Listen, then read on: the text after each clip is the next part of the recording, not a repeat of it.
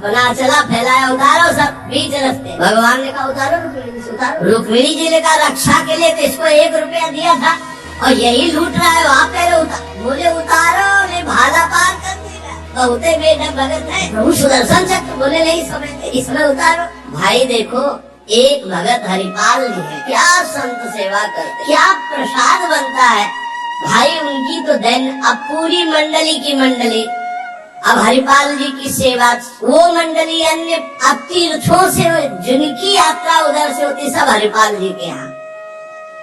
हरिपाल जी बड़े प्रसन्न, धीरे धीरे जो संग्रह किया हुआ अन्न और संपत्ति थी वो तो सब लग गए।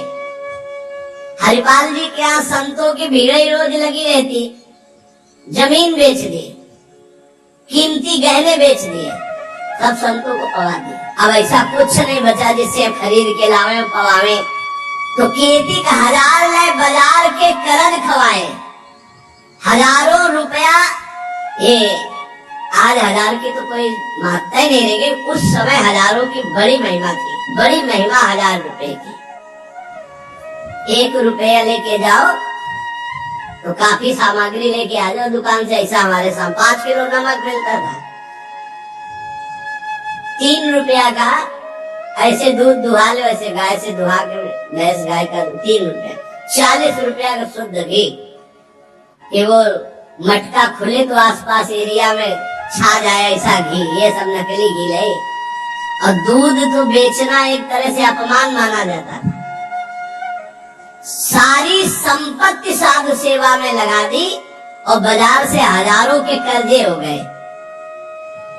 अब कर्जा लेकर के संतों को पवा दिया, अब कोई कर्जा भी न दे। अब हरिपाल जी दुकान में गए कि पहले 1000 पहले के पड़े तो आपको, अब बाजार में कोई कर्जा नहीं, संपत्ति सब बिक गई। देख लो भगवत प्राप्ति के भाव। घर में कोई ऐसी वस्तु नहीं रही कि बेच के खवा दे। और संत मंडली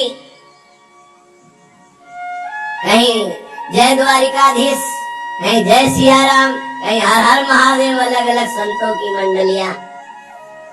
हरिपाल जी ने विचार किया आप क्या हो, बहुत लंबे तगड़े, विमुख को लेत हरिदास को न दुख देत, आए संत द्वार तिया संग बतराई है।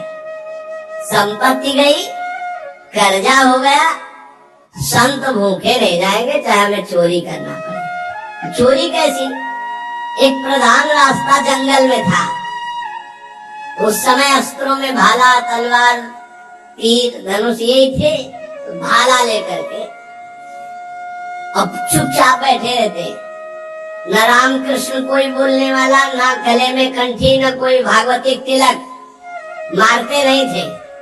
भाला गले तो लंबे चौड़े विशाल शरीर के थे, तो डर के मारे अपने आप जो है और वो लेकर के संतों को पवाना शुरू किया। छल कर बल कर लीजिए महाकृपिन को दाम, साधुन के मुख बोइए, या ऐसा अनोखा, उसका भी कल्याण हो जाएगा, आपका भी मंगल हो जाएगा।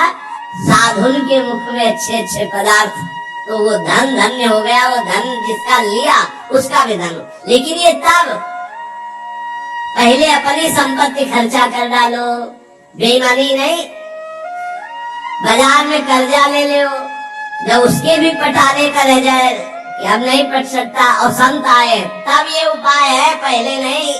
पहले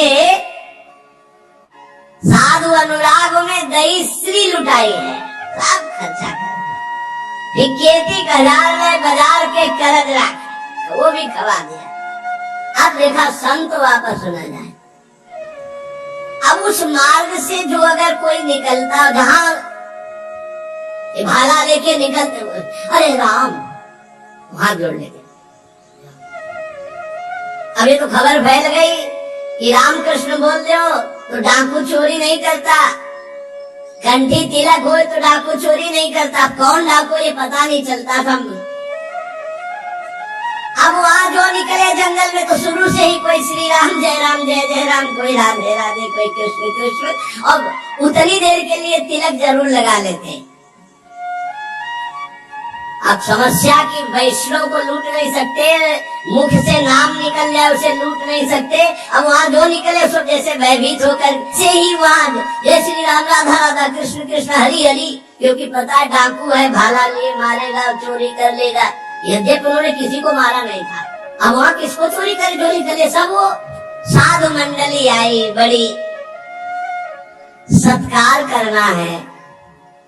घर में कोई सामग्री नहीं और चोरी अब हो नहीं सकती, क्योंकि जंगल से जितने निकलते हैं सब कंठी तिलक और नाम जप, भले जिंदगी में न धारण करे लेकिन वो रास्ता जब जाएंगे तो जरूर धारण कर लेंगे। देखो ये भक्त का प्रताप, और पूरे रास्ता नाम कीर्तन सब। हरिपाल जी अपनी पत्नी से कहा, आज तो बड़े भाग्य, इतने संत घर में पधारे और भोजन की तो कोई व्यवस्था न बाजार से हो सकती है, ना हमारे पास कुछ रह गया है। पत्नी ने कहा, एक घर में दाना भी नहीं है, कैसे होगा अतिथि सत्कार? सब संत वापस चले जाएंगे भूखे, ये तो बहुत बड़ा अनर्थ हो जाएगा। हरिपाल जी ने कहा, देखो अड़ोस पड़ोस में मांग के।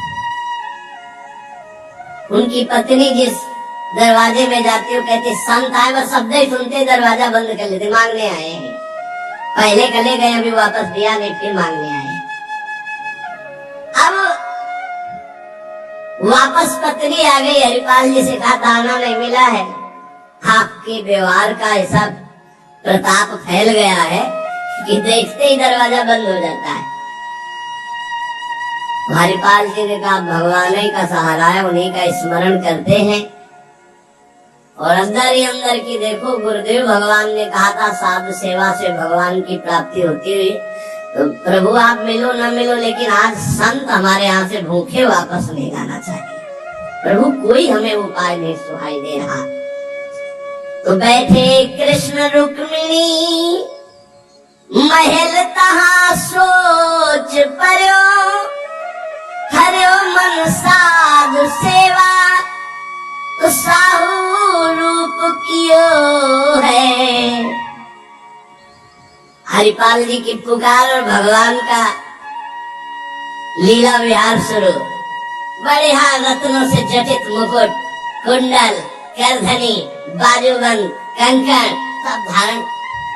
रुक्मिणी जी का जय जय, अपने हाथ से सब कीमती कीमती आज छाट छाट करके। पूछी चले कहाँ, कहीं है हमारो एक भक्त। कहाँ प्रभु? वे नया नया सब आभूषण दिव्य कीमती श्रृंगार कर। बोले एक भगत है, आज उसके दर्शन करने जा रहे हैं। दर्शन देने नहीं का, दर्शन कर। तो मैं हूँ, आओ? बोले हाँ आओ, क्योंकि हमसे ज्यादा श्रृंगार तो आप धारण करेंगे। आओ आए जहाँ पूछ लियो है। रुक्मिणी जी ने कहा, प्रभु जिन ऐसे महाभागवत के आप दर्शन करने जा रहे हैं, मैं भी दर्शन करने। बोल बिल्कुल बिल्कुल, आज तो हम जरूर ले चलेंगे, पर देखो बढ़िया से बढ़िया पूरा श्रृंगार कर लो। रुक्मिणी जी ने और श्रृंगार, प्रभु से ज्यादा रुक्मिणी जी का श्रृंगार, वैसे भी पुरुष से ज्यादा श्रृंगार माताओं बहनों का होता है। और उन्होंने देखा कि जब इतना महान भगत है कि प्रभु सब कीमती, तो और बढ़िया बढ़िया हार और सब प्रभु। और रुक्मिणी जी, प्रभु ने कहा एक बात है, कोई भी भगवत चर्चा नहीं करनी, कोई भी भगवत चिन्ह नहीं धारण करना। तो प्रभु ऐसे कैसे भक्त के पास जा रहे हो कि जो भगवत चिन्ह से विरोध करता है, भगवत चर्चा से विरोध करता है? बोले हम जो कहे वो मान लो। रास्ते में कोई भगवत चर्चा, कोई भगवत नाम, कोई भगवत चिन्ह, सब संसारी आभूषण सब। प्रभु कैसा भगत है आपका? बोले बहुत उच्च कोटि का। दर्शन से निहाल हो जाओगी, ऐसे भक्त का कभी दर्शन नहीं हुआ होगा। रुक्मिणी जी तैयार हुई, भगवान तैयार हुए और हरिपाल जी के द्वारे पे आए। अजू मग चले हो जात बड़ो उत्पात मधी,